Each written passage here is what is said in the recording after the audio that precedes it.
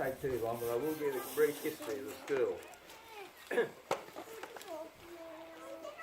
In the 1930s, the population in Croppa Creek was so small there was no school. There was a provisional school up at Barona, which is over the other side of that bridge. And a few children that were here attended there. It wasn't till after the war, when share farmers came to this area to grow wheat, that the population grew and there was suddenly an influx of children. And then a move was made to do something about a school. Now on the plaque, which I have here, which I'll unveil in a moment, I'm just going to speak about the people on the plaque. The school was opened in 1949 by my wife's father, Roy Heferen, who was the Member of Parliament for this area, and he lived on the property about 2 kilometres up the road there. He lived there for 40 years. So when you actually had a Member of Parliament who was in this area. Not like it is today, but a Member of Parliament, I don't know where they are, Armidale, something like that. Roy Heferen came here in 1928. He had a block of land, about 800 acres up the road there, and he commenced grazing his stock, and then he had the vision to look around for share farmers who would grow wheat, which was a very early move in this area. And he increased the area of farming and grazing land he had up to an area of about 6,000 or 7,000 acres by 1938. So he started off with 800 acres and he got up to about 6,000 or 7,000 by 1938. In 1940, he decided to enter Parliament, and he was elected as a member for Parliament for the Barwon area, and he was elected for a period of 10 years. And during that period of time, the North Star School was opened in 1942 while he was Member of Parliament. And then, after the war, as I say, share farmers arrived here, and the community then looked around to have a school, and having a Member of Parliament living in the area, they certainly had a lot of push to get a school here. And so, on the 25th of April 1949, this school was opened. This building here was the original school, and there were about 29 pupils. Oh. If you've been in that room in there, you wonder how 29 children aged from 5 to 15 fitted in there. Because originally, you've got the veranda here, and this section here was also just a veranda. So they were confined in that little space inside, the 29 children. I'll just say a few things about Roy Heferen himself. He was a man with a lot of vision. I say he organised to have people farming for wheat, which was an unusual thing here before the war, and they continued after the war, share farming for him. In 1956, he had left Parliament and he called a meeting at North Star to set up the Premium Wheat Growers Association. He was the inaugural chairman of that association, and that association has grown today to be the people who sell all the wheat in New South Wales. Prior to that time, wheat was grown throughout the state, but the better quality wheat was grown up here. They did not receive any extra funds because they had this special wheat. But with his initiative, the Premium Wheat Growers Association was set up, and the farmers in this area then received extra money for their wheat.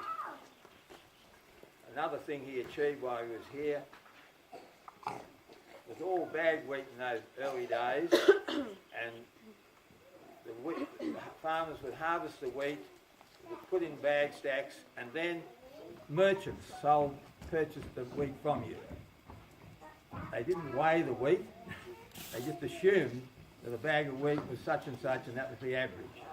Well, he set out in the early 1960s. He set up, I'd never heard of the word before, crowdfunding. But he went around the district and organised the farmers around the district to donate funds to build a weighbridge.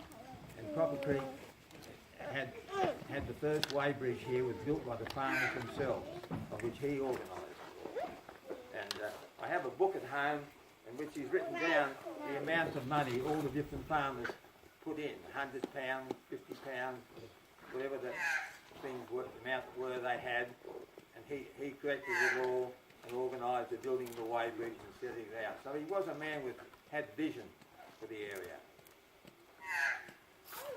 The plaque, also I mentioned on the plaque about this building. The building was built at a place called Cobidar, which is on the way to Tamworth, but you won't see it anymore. It did exist as a village once, but it doesn't anymore. In 1920 it was built, and in 1938 it was transported from Cobidar to Upper Horton.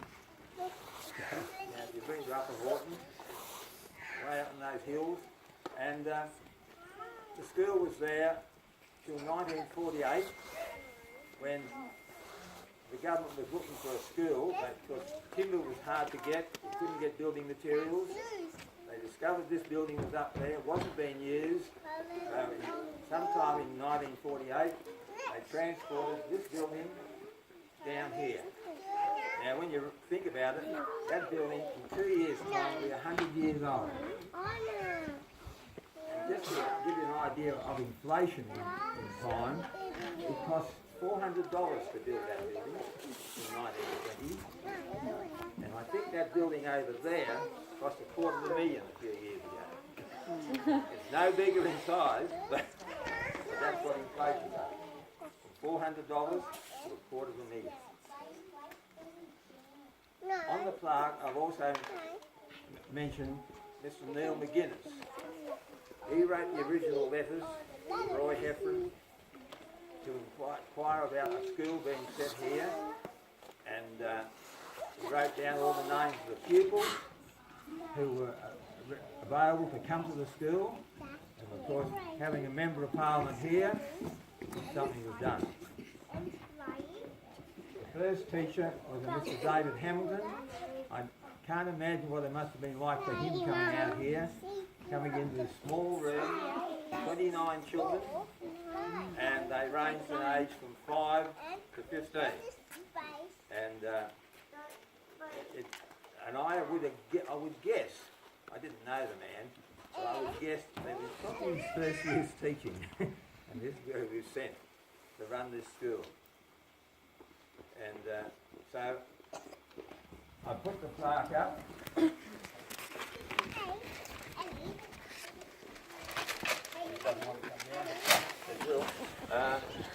I've just given you a background history of it there, so when you read it you can relate to what I've spoken about. But I just felt remiss because my wife's, Roy Heferen was my wife's father, and I just thought it was remiss that nothing was done to mention the fact of what he had done, and when the school was all set up and the history of it. It's interesting, if you go down to the Sydney Archives, a place called Kingswood, any letters that were written about the school or anything at all is all down in Sydney. They've got every letter they've ever written. I went down there a few years ago and asked, could I go through the archives, and that's where I found the information about where the building was and everything else about it. In the history book about Croppa Creek, it mentions the school came from Elsmore. Well, that's not correct.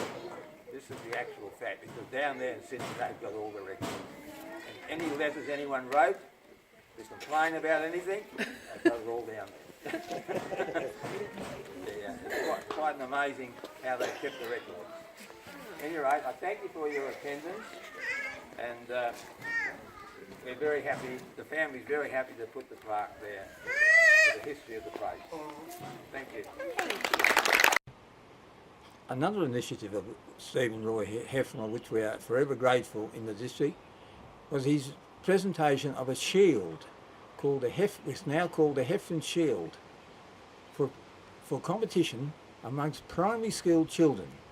I often wonder how many children have been inspired from competing in this Heferen Shield in their athletics adventures in later life.